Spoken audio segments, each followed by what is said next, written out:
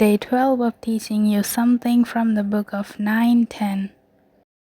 Last ভিডিওতে আমরা যেমন অ্যালকেনের সংকেত বের করা শিখেছিলাম, তেমনই আমরা এই ভিডিওতে অ্যালকেনের সংকেত বের করা শিখব। তো প্রথমেই তোমাদের মাথায় আসতে পারে অ্যালকেনের প্রথম সদস্য হবে মিথিন, কিন্তু বাস্তব মিথিন নামক কোনো যৌগের অস্তিত্বই নেই, কেননা অ্যালকেনের সদস্য হওয়ার জন্য যে শর্তটি প্রযোজ্য সেটা হলো কার্বন কার্বন দ্বিবন্ধন লাগবে। এখন একটা কার্বনের ক্ষেত্রে তো কার্বন কার্বন দ্বিবন্ধন হওয়া সম্ভব নয়, তাই মিথিন নামক কোনো যৌগ অ্যালকেনের সদস্য নয়। অ্যালকেনের সবচেয়ে ক্ষুদ্রতম সদস্য হচ্ছে ইথিন, যাতে 2 কার্বন রয়েছে।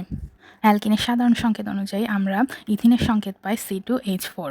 তো চলো আমরা এবার ইথিনের সংকেতটা বের করে নিই। এখানে ইথিনে 2টা কার্বন রয়েছে, তো আমরা প্রথমে 2টা কার্বন লিখে নেব, আর এদের মধ্যেখানে কার্বন কার্বন দ্বিবন্ধনের সূত্র অনুযায়ী ডাবল বন্ড দিব। এবার একটা কার্বনের তো 4টা হাত থাকে, তার মধ্যে 2টা হাত অলরেডি বন্ধন গঠন করে ফেলেছে, তো একটি কার্বনের আরও 2টা করে মোট 4টা হাত রয়েছে, তো প্রত্যেক হাতে আমরা H দিয়ে দেবো। তো এখান থেকে আমরা ইথিনের সংকেত বের করে ফেলতে পারি, সেটা হলো CH2 ডাবল বন্ড CH2, আর এটাই হচ্ছে আমাদের ইথিনের সংকেত।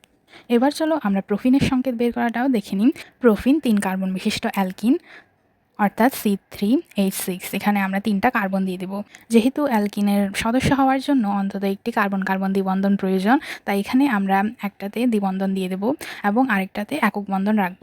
এবার শুরুটার ক্ষেত্রে 2টা বন্ধন অলরেডি গঠন করে ফেলছে, তাই 2টা হাইড্রোজেনের সাথে এটি বন্ধন গঠন করবে, এবং মাঝখানেরটা অলরেডি 3টা বন্ধন গঠন করেছে, তাই এর একটি হাইড্রোজেনের সাথে বন্ধন গঠন করবে, এবং শেষের যে কার্বন সেটা 3টার সাথে গঠন করবে। তো এর থেকে আমরা প্রোফিনের সংকেত পেয়ে যাই, সেটা হলো CH2 double bond CH bond CH3।